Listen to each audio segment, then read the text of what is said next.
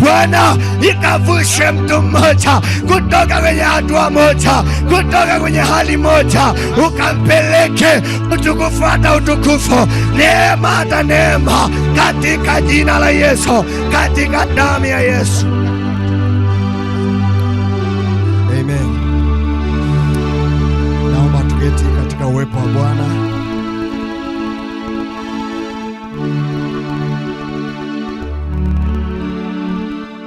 Bwana Yesu asifiwe.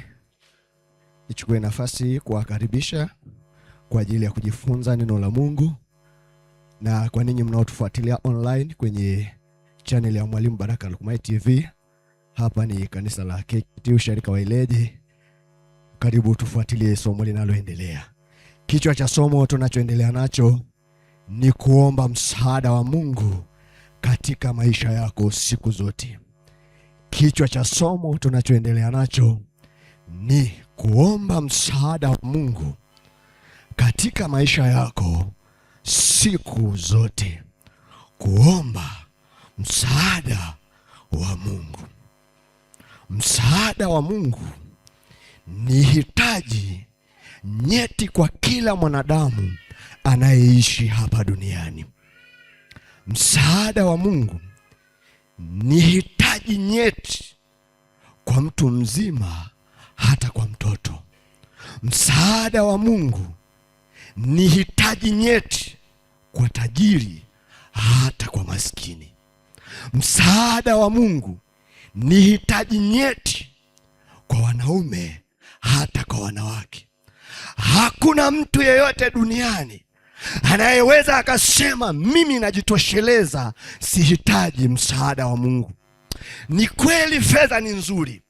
Unaweza ukawa na fedha nyingi, lakini kuwa na fedha nyingi haiwezi kuchukua nafasi ya msaada wa Mungu. Ni kweli unaweza ukawa na cheo kikubwa, unaweza ukawa kiongozi kwenye nafasi fulani, lakini kuwa kiongozi haimaanishi hauhitaji msaada wa Mungu. Ni kweli Mungu anaweza akakujalia kuwa na watoto wengi, wa kiume na wa kike, wenye kazi nzuri, wenye nafasi nzuri, lakini ile kwamba una watoto wazuri haizibi nafasi ya msaada wa Mungu. Kwa hiyo msaada wa Mungu ni hitaji nyeti kwa kila mwanadamu, kwa kila mtu ambaye pua inaangalia chini, kwa kila mtu ambaye ana masikio mawili kama ya kwangu, kwa kila mtu ambaye ana macho mawili kama ya kwangu. Ni msaada, ni hitaji.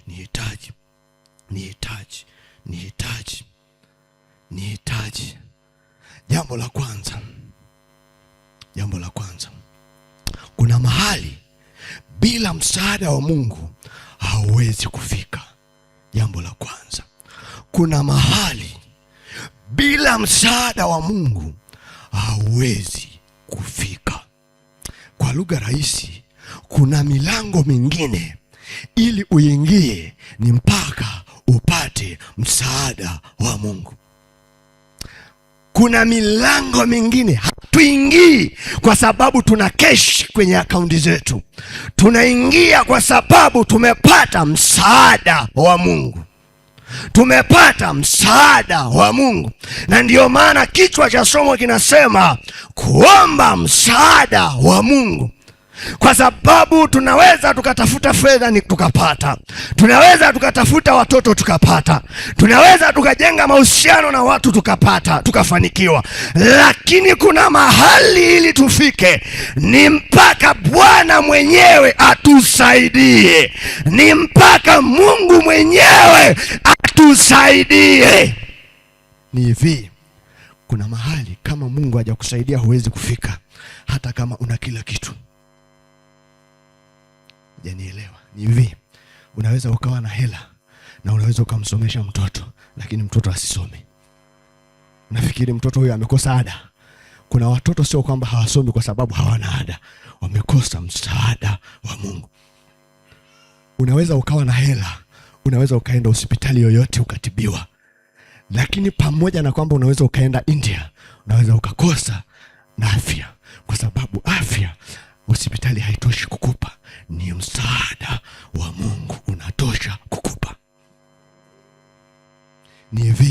Unaweza ukawa na hela na ukanunua kitanda 6 kwa 6, ukanunua na godoro sijui inchi 12, lakini ukapanda kwenye hiyo kitanda na usipate usingizi. Unaweza ukawa na hela ya kununua kila aina ya chakula unaoweza kununua, lakini ukanunua na ukaweka mezani na usiwe na hamu ya kula. Unafikiri ni nini? Kuna vitu vingine ni mpaka Mungu akusaidie. Ni mpaka Mungu akusaidie.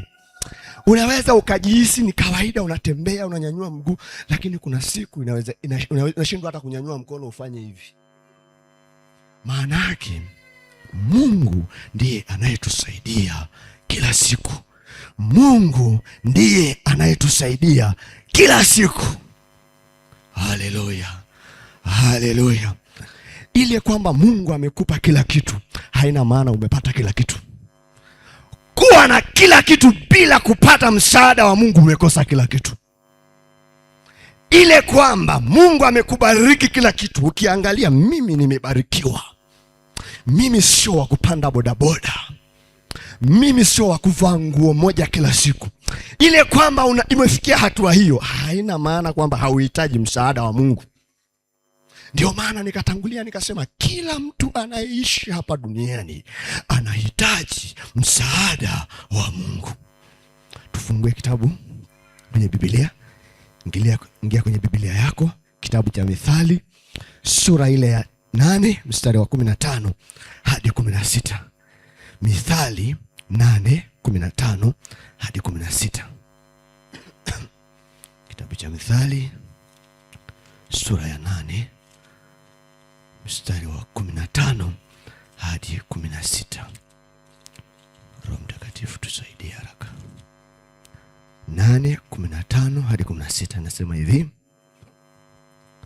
kwa msaada wangu wafalme humiliki na wakuu wanahukumu haki.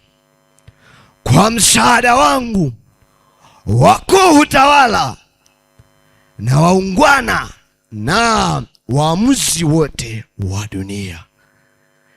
Maana yake ile kwamba wewe ni mfalme, ile kwamba wewe ni mkuu haitoshi, bado unahitaji msaada. Maana yake jambo la kwanza ninachotaka ufahamu kwamba kuna mahali, kuna vitu ili uwe navyo ni lazima upate msaada wa Mungu. Ile kwamba kuna vitu vingine ambavyo kibinadamu vinaonekana, ni lazima uwe na utaratibu wa kutafuta msaada wa Mungu. Ni lazima uwe na utaratibu wa kutambua msaada wa Mungu.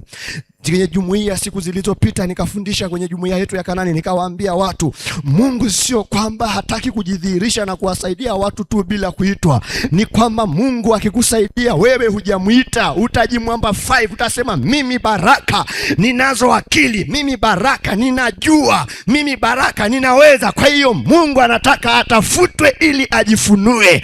Mungu yupo kila mahali wakati wote, lakini hajifunui kila mahali wakati wote. Ni mpaka ameitwa, ni mpaka ametambuliwa. Sio kwamba Mungu hataki kunisaidia wakati sijamtafuta. Akinisaidia wakati mimi Baraka sijamtafuta, nitasema mimi Baraka ni msomi, nina akili, jambo hili siwezi kukosea. Nitasema mimi Baraka ninajua uchumi, ndio maana nafanikiwa. Kwa hiyo Mungu anataka kujidhihirisha mahali ambapo anatambulika ili matokeo yakitokea usijisifu wala usimsifu mtu mwingine kwamba ingekuwa sio Baraka, yani mimi ningekwisha. Ndio maana hamleti Baraka ili akusaidie kabla hujamuomba. Anataka ili Baraka akikusaidia useme asante Yesu uliyemleta Baraka kwangu. Bwana Yesu asifiwe. Haleluya. Hilo ni jambo la kwanza. Jambo la pili, kuna mahali katika maisha utafika, kila utakapoangalia utaona hakuna msaada. Kuna mahali katika maisha utafika, ukiangalia mkono wa kushoto hauoni msaada, ukiangalia mkono wa kulia hauoni msaada, ukiwaangalia wale mabest friend wako wamekupa mgongo, ukiwaangalia wale uliowategemea hawana muda tena na wewe. Lakini Mungu kukusaidia. Daudi anasema, nitainua macho yangu nitazame milima, msaada wangu utatoka wapi? Manake Daudi kwa wakati huo, inawezekana alikuwa na marafiki kama wewe ambavyo una marafiki.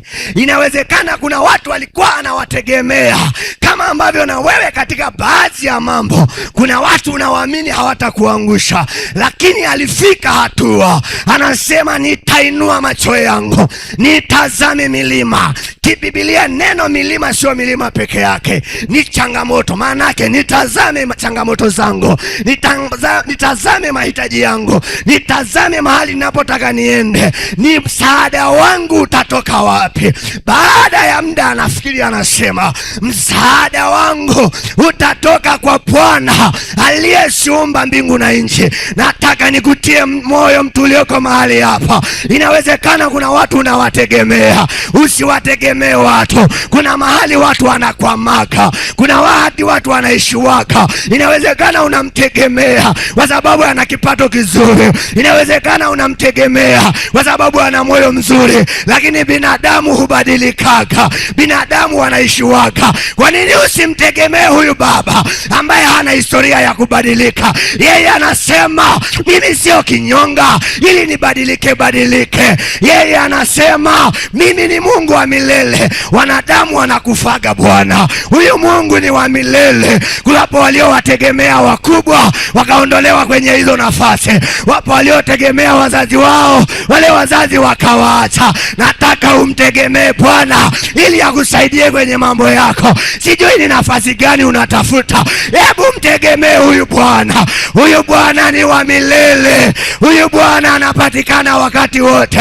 Neno lake linasema, mwiteni Bwana maadamu yu karibu, mtafuteni Bwana maadamu anapatikana. Wanadamu wanaweza wakawa bize, lakini Yesu hawezi kuwa bize. Wanadamu wanaweza wakafunga simu, lakini Yesu hawezi kufunga simu. Haleluya!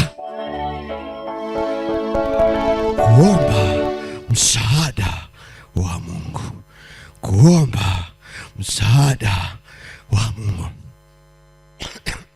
Kuna mahali watu uliowafikiria wakusaidie, Mungu atawazuia wasikusaidie kwa sababu umewategemea.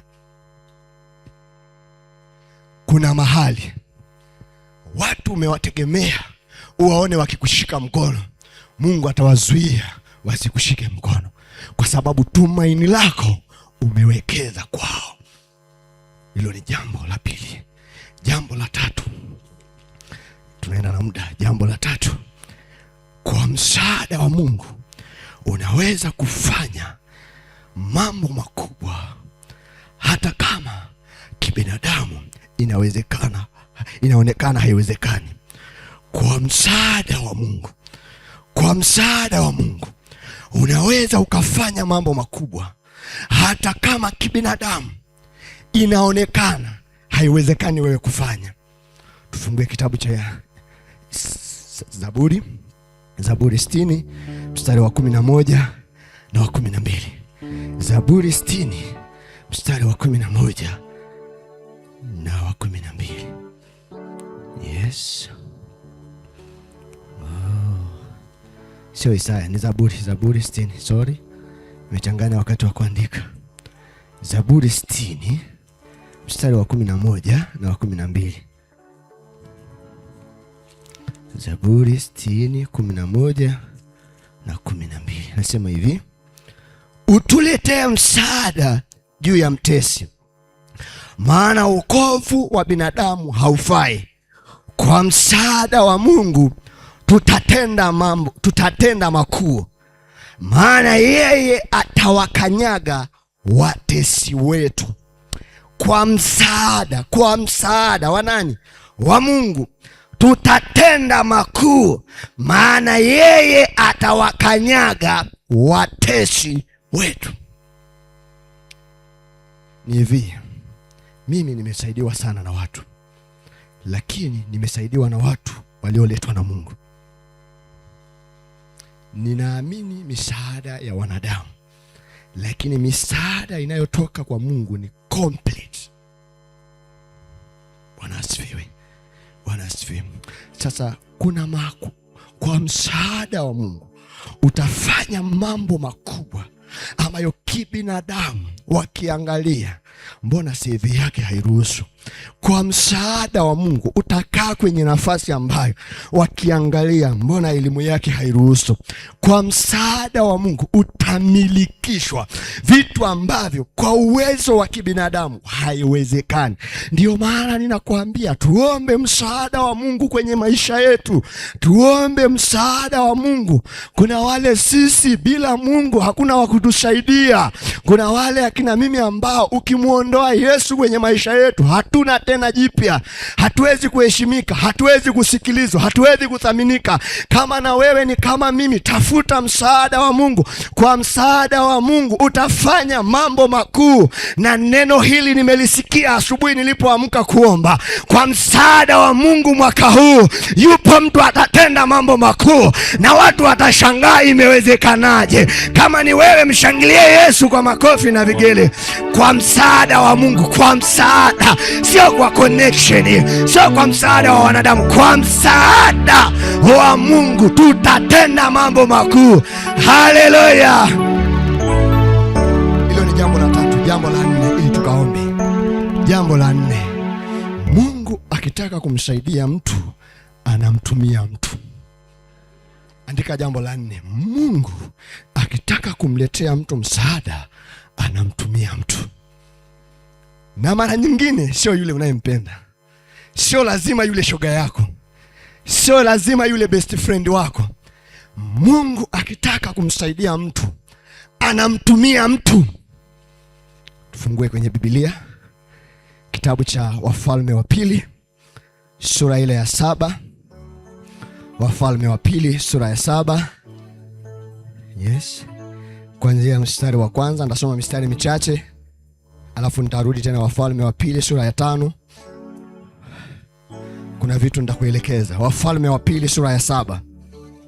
Wafalme wa Pili sura ya 7. Nasema hivi: Elisha akasema, lisikieni neno la Bwana.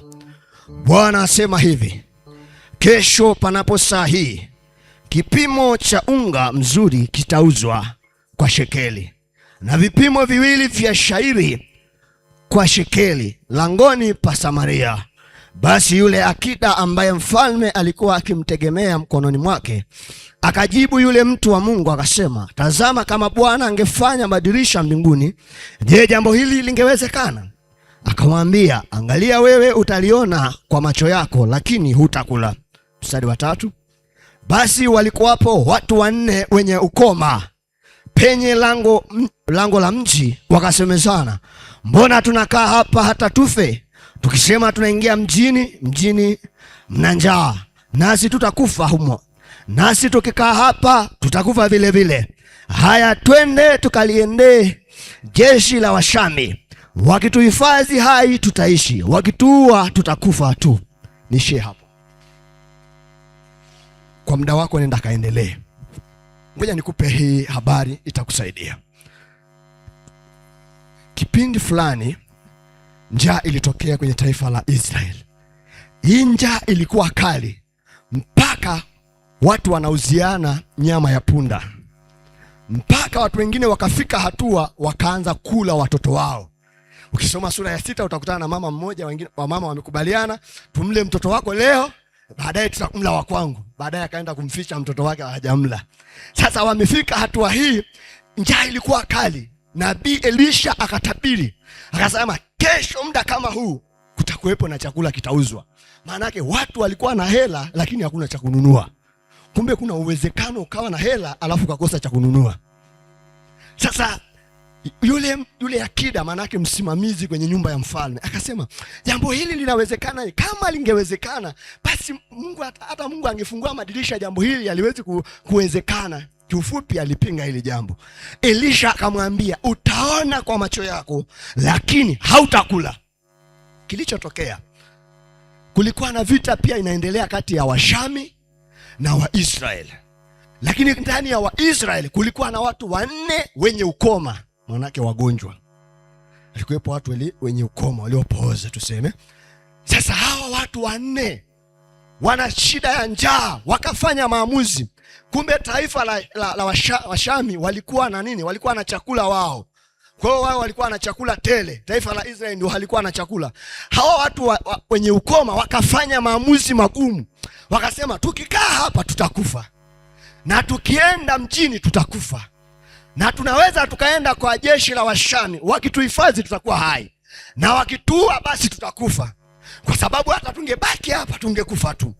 Walipoenda kwenye kambi za Washami, walipokuwa wakienda, Mungu akawasikizisha Washami kwa kishindo, kama vile magari ya vita na mafarasi.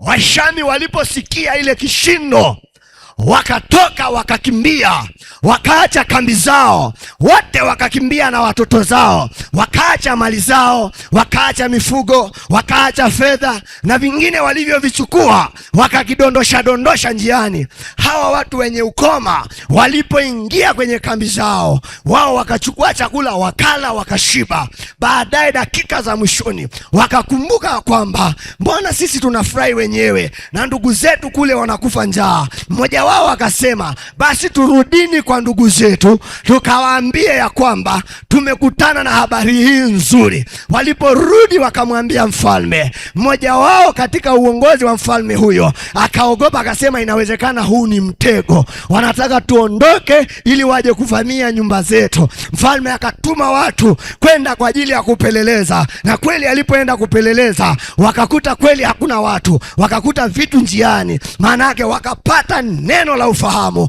kwamba Washami wamekimbia, hawapo kwenye kambi zao na vitu vyao wameviacha. Wakarudisha habari nyumbani, wakaja kumweleza mfalme.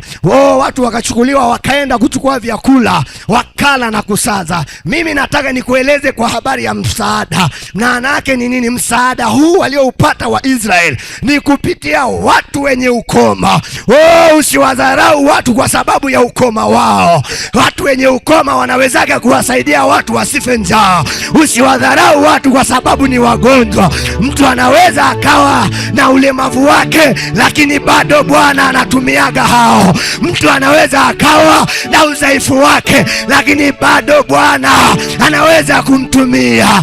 Usiwadharau watu kwa sababu ya madhaifu yao, ile kwamba yeye ni mdhaifu katika eneo fulani. Mchukulie hivyo hivyo, mchukulie hivyo hivyo. Mungu anatumia yeyote wakati wowote. Mungu akitaka kukuletea msaada hamchagui mtumishi mwenye title, anaweza akamtumia hata ambaye hana kiatu. Mungu akitaka kukusaidia hamtumia aliyevaa suti kama mimi tu, anaweza akamtumia hata aliyevaa kaptula. Jifunze kuwaheshimu watu, punguza dharau ili upate msaada wa Bwana. Punguza dharau zako ili uone neema ya Mungu. Kuna vitu umevikosa kwa sababu unawaangalia watu kwa physical appearance. Kwanza ana elimu gani? Kwanza ana kisomi gani? Huyu wa darasa la 7? Hapana. Hata wa darasa la 7 huwa Mungu anawatumia. Haleluya, haleluya. Ile kwamba ameishia darasa la 7 au hajui kusoma na kuandika, Mungu anaweza akamtumia kama msaada kwako. Bwana Yesu asifiwe. Hebu tusome sura ya 5 hii, kitabu hiki cha Wafalme, sura ya 5. Sura ya 5. Nasoma mistari michache alafu tutaenda kuomba. Basi Naamani, jemedari wa jeshi la mfalme wa Shamu, alikuwa mtu mkubwa mbele ya bwana wake na mwenye kuheshimiwa, kwa sababu kwa mkono wake Bwana alikuwa amewapa Washami kushinda. Tena alikuwa mtu hodari wa vita, lakini alikuwa mwenye ukoma. Na Washami walikuwa wametoka vikosi, wakachukua mfungwa mmoja, kijana mwanamke kutoka nchi ya Israeli, naye akamhudumia mkewe Naamani. Akamwambia bibi yake, laiti bwana wangu angekuwa pamoja na yule nabii aliyeko Samaria, maana angemponya ukoma wake. Mtu mmoja akaingia akamwambia bwana wake, akasema, yule kijana mwanamke aliyetoka nchi ya Israeli asema hivi na hivi. Mfalme wa Shamu akasema, haya basi mimi nitampeleka mfalme wa Israeli waraka. Basi wakaenda zake, akachukua mkononi mwake talanta 10 za fedha na vipande vya dhahabu 6,000 na mavazi 10. Naomba nishie hapo nikufafanulia, alafu utaenda kusoma peke yako. Hii ni habari ya mtu mmoja anaitwa Naamani. Huyu mtu alikuwa na cheo kwenye ofisi ya mfalme wa Shamu. Alikuwa na cheo kikubwa na alikuwa hodari na alikuwa mtu wa vita. Alisaidia jeshi lao kushinda taifa lingine mara nyingi, lakini shida yake ilikuwa ni ukoma. Sasa siku moja jeshi lao limeenda kupigana sehemu. Waliporudi wakamleta mfanyakazi mfungwa, binti wa kazi, tunaweza tukasema house girl. Walipomleta huyu house girl nyumbani, kumbe huyu house girl ni wa taifa la Israeli. Anamfahamu nabii Elisha, anafahamu namna nabii Elisha alivyokuwa akiwaponya watu. Sasa alivyomuona tu Naamani, akamwambia yule mke wake, laiti bwana wangu angemuona yule nabii wa Mungu, mtumishi wa Mungu Elisha, angemponya. Yule bibi akapeleka taarifa ilipofika kwa mfalme akasema, basi ngoja niandike waraka nimwandikie rais wa taifa la Israeli, ili kwa ajili ya kumsaidia mtumishi wangu, mpiganaji wangu. Alipozipeleka zile habari, yule mfalme wa Israeli alipopokea akazirarua nguo, anashangaa, mimi nawezaje kumponya mtu? Elisha akamwambia, usijali, wamwambie waniletee mimi. Elisha akapelekewa huyu mtu, akampa maelekezo, akamwambia, nenda kanawe kwenye mto Jordan mara 7 na wewe utapona. Alimpa tu maelekezo kwamba nenda kanawe kwenye mto Jordan nawe utapona. Mimi ninachotaka ufahamu hapa ni msaada wa Mungu kupitia watu. Naamani asingepata msaada wa kuponywa, asingeweza kupata msaada wa kuponywa kama sio yule mfanyakazi wa ndani. Kumbe Mungu anaweza akawatumia hata watu ambao tunawachukulia ni wa kawaida kwenye familia zetu, tunawachukulia ni wa level ya kawaida tunaoishi nao. Huyu mfanyakazi wa ndani alibeba msaada wa Mungu kwa ajili ya Naamani, ya kuleta habari ya kwamba kule kwenye taifa letu kuna mtumishi wa Mungu anawaombeaga watu na wanaponya, anawaombeaga watu na wanaponywa na nguvu za Mungu. Kwa hiyo Naamani hakuwahi kujua kwamba kuna mtu wa Mungu angeweza kumwombea. Wakaandana sadaka, wakaenda kwenye taifa la Israeli, na kweli alivyopewa maelekezo, mara ya kwanza alisita, alisema inawezekanaje? Mimi nilitegemea angeniita na kuniwekea mikono sehemu ambapo panauma ili aniponye. Lakini baadaye alipoenda kufuata yale maelekezo, ukoma wake ukaisha. Nataka nikupe taarifa, upo msaada wa Mungu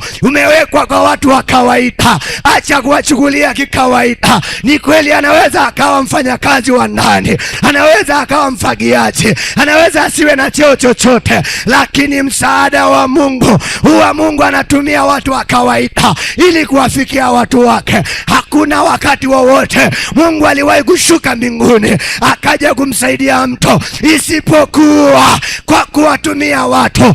Hata taifa la Israeli walipoteseka muda mrefu wenye nchi ya Misri, walipoomba kwa muda mrefu, walipofunga na kuomba, Mungu hakushuka mbinguni, bali alitafuta mtu mmoja aliyekuwa akiitwa Musa, aliyekuwa mdhaifu wa kuongea. Mungu akamtuma kwenda kuwatoa wana wa Israeli kwenye nchi ya mateso, kwenye nchi ya shida, akawapeleka kwenye nchi ya maziwa na asali. Mtu wa Mungu, punguza kuwadharau watu wa kawaida, anza kuheshimu watu, anza kuwachukulia watu kwa heshima zao. Ni kweli anaweza akawa hajasoma, hana cheo chochote, hata ukimdharau kila mtu anakuona wewe ni lama umefanya vizuri, lakini ili uone msaada wa Mungu, usiwachukulie watu kwa jinsi ya nje, usiwachukulie watu kwa jinsi ya nje. Huwa Mungu anawatumia wowote, wakati wowote. Haleluya! Simama kwa miguu yako. Ranto shakata rabashataya rikandoro shiria babaya. Nataka tukaombe msaada wa Mungu. Nataka tukaombe msaada wa Mungu kwenye maisha yetu. Ambie Mungu, ni kweli umetupa elimu, lakini elimu nilionayo haitoshi kunisaidia. Ni kweli ninazo biashara zangu, lakini biashara zangu hazitoshi kunisaidia.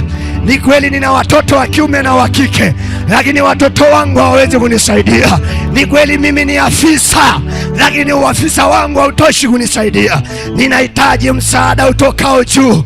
Ninahitaji msaada utokao juu. Ninahitaji msaada utokao juu. Ninahitaji unisaidie Bwana. Ninahitaji uniwezeshe Bwana. Hebu nenda mbele za Bwana. Nenda mbele za Bwana peke yako. Omba msaada wa Mungu kwa ajili yako, kwa ajili ya familia yako. Sijui upo sehemu gani.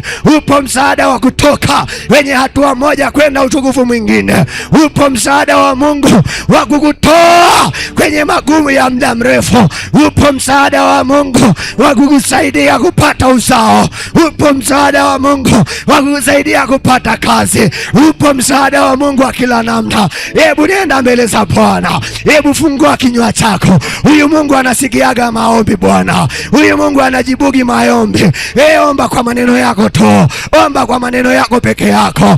Fungua kinywa chako. Fungua kinywa chako. Mwambie Bwana, nataka unisaidie. Mwambie Bwana, nahitaji msaada wako. Mwambie Bwana, nahitaji msaada wako. Mwambie Bwana, nahitaji neema yako. Mwambie nisaidie. Mwambie nisaidie. Unaweza ukatoa sauti. Unaweza ukatoa sauti. Unaweza ukatoa sauti. Unaweza ukapoa sauti. Unaweza ukatoa sauti. Unaweza ukatoa sauti. Mwambie Bwana, nisaidie. Peke yangu sintaweza. Mwambie Bwana, nisaidie. Mimi sintaweza peke yangu. Nisaidie Bwana. Nisaidie Bwana. Nisaidie Bwana. Nisaidie Bwana. Sijui ni kwenye eneo gani watu wamekuacha. Sijui ni kwenye eneo gani unahitaji msaada wa Mungu. Ninachojua upo msaada wa Mungu kwa ajili ya wote wenye mwili. Upo msaada wa Mungu kwa ajili ya wanawake. Upo msaada wa Mungu kwa ajili ya wanaume. Upo msaada wa Mungu kwa ajili ya wanafunzi. Upo msaada wa Mungu. Hebu omba msaada wa Mungu. Mwambie Mungu nisaidie. Mwambie Mungu nisaidie. Mwambie Mungu nisaidie. Mwambie Mungu nisaidie. Neno lako linasema usiogope wala usifadhaike, kwa kuwa mimi ni Mungu wako. Nitakusaidia. Nitakusaidia. Nitakusaidia. Nitakusaidia. Wewe unayeumwa, shika mahali panapouma. Mwambie Mungu nisaidie nipone. Mwambie Mungu nisaidie nipone. Mwambie Mungu nisaidie nipone. Mwambie Mungu nisaidie nipone. Mwambie Mungu nisaidie nipone. Mwambie Mungu nisaidie nipone kama ulivyomsaidia Naamani. Na mimi asubuhi ya leo nisaidie. Nisaidie. Nisaidie. Endelea kupaza sauti yako. Endelea kupaza sauti yako. Endelea kupaza sauti yako. Endelea kupaza sauti yako. Endelea kutoa maneno yako. Mwambie Bwana akusaidie. Mwambie Bwana akusaidie. Mwambie Bwana akusaidie. Ora baba rikanda rababa rekerianda rababa ora baba rikoriando robobo rikarababa. Awasaidie na watoto wako. Awasaidie na watoto wako. Awasaidie na watoto wako. Awasaidie na watoto wako. Awasaidie na watoto wako. Awasaidie na watoto wako. Awasaidie na watoto wako. Ora baba eribaba rekanda rababa rekarobaba rekarababa ora baba arababa arababa ora baba. Kuna eneo moja umekaa miaka mingi unasubiri msaada. Mwambie Bwana nakungoja hapo. Mwambie Bwana nakungoja hapo. Mwambie Bwana nakungoja hapo. Mwambie Bwana nakungoja hapo. Mwambie Bwana nakungoja hapo. Endelea kupaza sauti yako. Endelea kumwambia Bwana mahali unapohitaji msaada wake, mahali unapohitaji haki yako, akusaidie kupata haki zako, akusaidie kupata haki zako. Ora baba rekanda rababa rekarababa ora baba rekanda rababa ora baba erababa eranda baba ora baba rekanda rababa rachata rababa, orana rababa, ori baba. Hebu nifuatishe ombi hili. Sema, Mungu Baba, Mungu Baba, ninakuja mbele zako, ninaomba unisaidie kwenye kila hatua ya maisha yangu. Mungu Baba, uwe msaada kwangu. Mungu Baba, nisaidie nifanye mambo makubwa zaidi ya kawaida. Mungu Baba, nipe neema ya kupiga hatua kwenye maisha yangu. Mungu Baba, nipe neema ya kufikia malengo yangu ya mwaka huu. Mungu Baba, kila jambo lililopo mbele yangu nipe msaada wa kukabili. Mungu Baba, kila jambo lililopo mbele yangu nipe msaada wa kufanikisha, nipe msaada wa kukamilisha. Mungu Baba, nipe neema ya kufanikisha malengo yangu, nipe neema ya kufikia ndoto zangu, kwa jina la Yesu, kwa jina la Yesu, kwa jina la Yesu. Amen.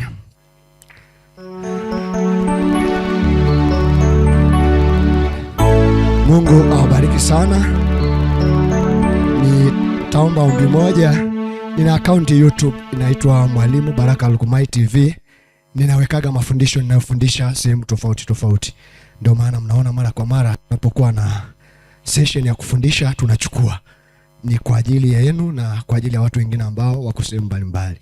Waliombaga watu ambao tumepita sehemu mbalimbali wakawa wanasema, mwalimu, wewe unarekodi mafundisho yako utuwekee YouTube. Na tukikaa muda fulani wanauliza, mbona hatupati mafundisho? Kwa hiyo nikuombe, ingia YouTube channel ya Mwalimu Baraka Lukumai TV, subscribe, utakuwa unapata mafundisho tunayopata sehemu zingine. Mungu awabariki.